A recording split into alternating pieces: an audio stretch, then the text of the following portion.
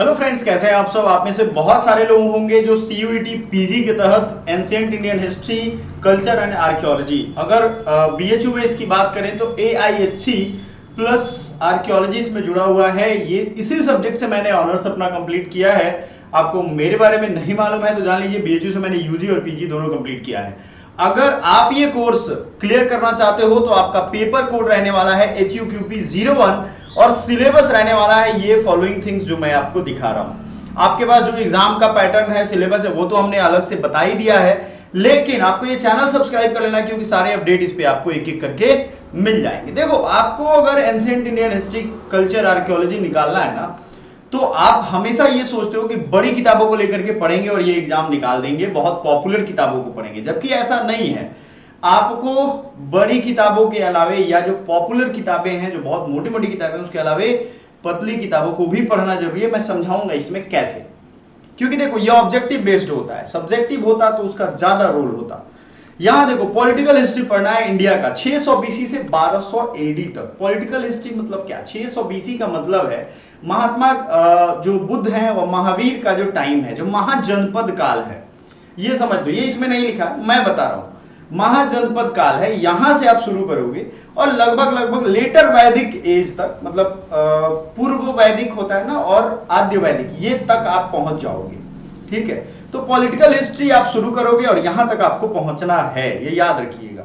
फिर pre history and proto history. अब देखो, प्री हिस्ट्री और प्रोटो हिस्ट्री से आदि मानव, मनुष्य, कब लिखावट शुरू हुई, कब आग शुरू हुआ, ये सब छोटे मोटे क्वेश्चन पूछे जाते हैं। कोई बहुत स्ट्रॉन्ग क्वेश्चन नहीं पूछा जाएगा कि आपसे आएगा ही नहीं, तो वो आप एनसीईआरटी आपके लिए बेस्ट रहेगा इन सब के लिए। लेकिन एनसीईआरटी तो आप लोग पढ़ने में बोर हो जाते हो, तो हमें जरूर बताना आपका एनसीईआरटी चाहिए या कौन से सब्जेक्ट का कोई स्पेशल किताब का नाम चाहिए। Religion and philosophy of ancient India. Religion and philosophy में बौद्ध और जैन अगर आपने दो कर लिया, इसके अलावे शाक्त संप्रदाय है, इसके अलावे वैष्णव संप्रदाय है, इसके अलावे बहुत सारे संप्रदाय आएंगे, भक्ति आंदोलन भी इसी में आप इंक्लूड करके पढ़ोगे। याद रखना, ancient Indian social and economic life institutions, ये आप बीए का सिलेबस पढ़ोगे अगर ये सब्जेक्ट में, तो आपका आराम से निकल जाएगा। Early Indian art and literature या इंडियन आर्ट एंड आर्किटेक्चर में आपको हम बता दें, गुप्ता पीरियड में जो हमारे मौर्यन पीरियड है, इन सब में काफी बेहतरीन आर्ट एंड आर्किटेक्चर का डेवलपमेंट हुआ था।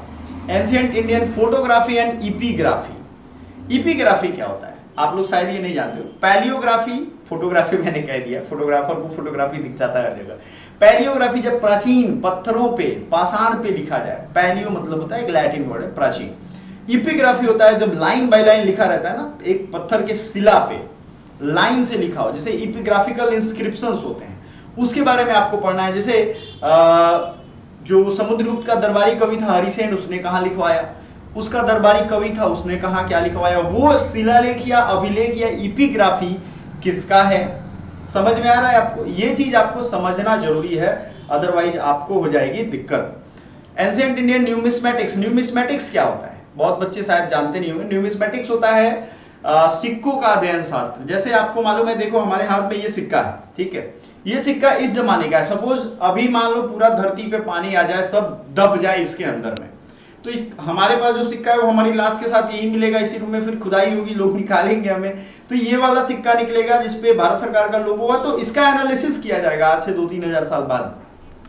तो यही हुआ है, गुप्ता हो, चोल, चेर, जो भी राजवंश हो किसी तरीके के, चाहे सिंधु घाटी सभ्यता हो, सब में कुछ ना कुछ एविडेंस, साक्ष्य तो मिलते हैं भाई।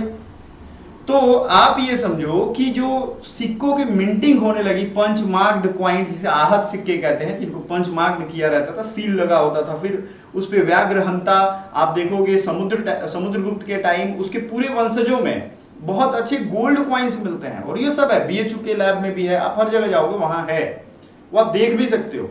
ठीक है, वो सिक्कों की खासियत देखो। फिर मिडिवल एरिया में भी आओगे तो, मतलब मिडिवल तो इसमें नहीं पूछेगा, लेकिन ये भी सिक्कों के बारे में अध्ययन में बताता है।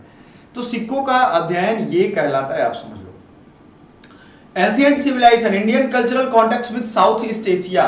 साउथ ईस्ट एशिया के कॉन्टेक्ट कैसे थे? आपने सुना होगा 84,000 स्तूपों को अशोक ने लगवाया था सेंट्रल एशिया तक, मतलब भारत वहां तक था, मध्य एशिया तक, और एशिया माइनर तक लगवाया था, एशिया माइनर भी उधर का ही एरिया है। तो आप एक चीज समझो कि ये जो अशोक का पूरा साम्राज्य था, अगर इसको हम लोग डिटेल में देखेंगे तो भाई हमें तो पढ़ना पड़ेगा दूसरा भी सिविलाइजेशन, सुमेरियन सिविलाइजेशन था, चाइनीज का सिविलाइजेशन था, इजिप्टियन सिविलाइजेशन था, जो कि नील नदी के बसे हुए किनारे बसे हुए सिविलाइजेशन थे। आप समझ रहे हो इस चीज को? तो ये सारा का सारा पॉइंट कहां से मिलता है? ये सिविलाइजेशन की स्टडी से मिलता है। हालांकि इससे बहुत ज्यादा सवाल नहीं पूछेगा, लेकिन हाँ ओवरव्यू आपको चाहिए ही चाहिए।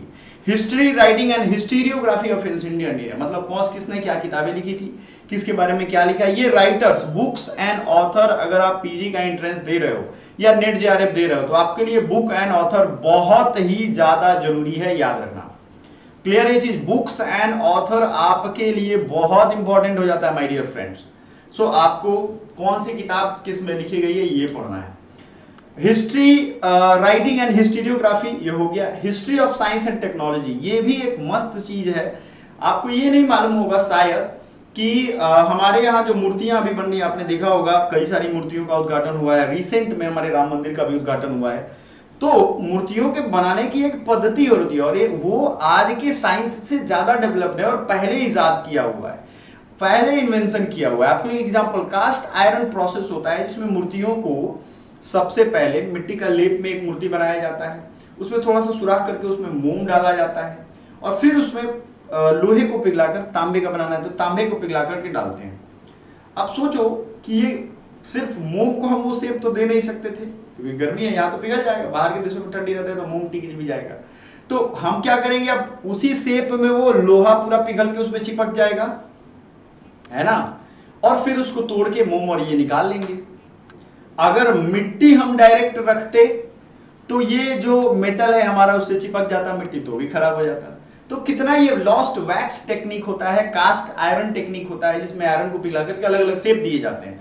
तो ये सारे टेक्निक हमने पढ़े हैं क्योंकि ग्रेजुएशन में, मुझे तो काफी समय हो गया लेकिन आज भी देखो याद है और लिटरली बहुत टाइम हो गया पढ़े हुए, क्योंकि ग्रेजुएशन के बाद फिर पोस्ट ग्रेजुएशन हुआ, बाकी बहुत सारे एग्जाम मैंने क्रैक किए तो वो सब की पढ़ाई होती रही, लेकिन ये कभी दोबारा पढ़ने का मौका नहीं, लेकिन फिर भी याद है। तो आपको थॉरोली ये सारी चीजें पढ़नी पड़ेंगी। एंशिएंट इंडियन हिस्ट्री में अगर पॉलिटिकल हिस्ट्री की बात करोगे तो आप शुरू करोगे 600 BC में, मैं बताऊं महाजनपद काल, किसने किस पे अटैक किया, ये सारा कुछ पूछा जाएगा उसमें, बड़ी डीपली पूछा जाता है। पॉलिटिकल हिस्ट्री यही, राजनीतिक हिस्ट्री, इसने उस पर अटैक किया, उसका कारण वो था, उसने उसके हाथी चुरा लिए, उसने उसको दहेज में हाथी दे दिया, उसने उसको शायर दे दिया, ये सारा कुछ पॉलिटिकल हिस्ट्री में पढ़ना है। समझ में आ गया आपको? तो मेरे हिसाब से आपके लिए कुछ भी मुश्किल नहीं है, पॉलिटिकल हिस्ट्री पे ज्यादा फोकस करिएगा। आपको अगर कुछ कुछ इसमें पॉइंट्स में बता दूं, टॉपिक्स अगर आप चाहते हो ये एग्जाम निकालना ही, तो आपके लिए क्या क्या पॉइंट्स रहने वाले सीख लो। रिलीजन एंड फिलॉसफी पढ़ के जाना, दर्शन शास्त्र वो फिलॉसफी वाला पूरा नहीं पढ़ना, लेकिन इतना तो पढ़ना ही है कि उसकी, जैसे बुद्धिज्म की फिलॉसफी क्या कहती है, बुद्धिज्म में तीन धर्म, तीन जो वो व्रत दिलवाए जाते क्या है, जैन धर्म में क्या है ना, किसमें सपनों का वर्णन है, किसमें पूर्व जन्म की कहानी है, ये सब आपको पढ़ना पड़ेगा। ठीक है, बौद्ध धर्म के अनुव्रत क्या है, महाव्रत क्या है, जैन धर्म के क्या है व्रत, किस किस तरीके के, और ये सब चीज पूछेगा आपसे, क्योंकि ये वो चीज है ना जो जिसकी वजह से भारत जाना जाता है, तो आपसे पूछेगा ही पूछेगा। बात समझ में आ गया? तो इसके अलावा कोई भी चीज अगर आपको जानना हो तो हमारे चैनल सब्सक्राइब है ही, आप हमें व्हाट्सएप पे कांटेक्ट भी कर सकते हो, हमारे पीजी के कोर्सेज अवेलेबल है, आप देख सकते हो। Thank you so much, bye for now.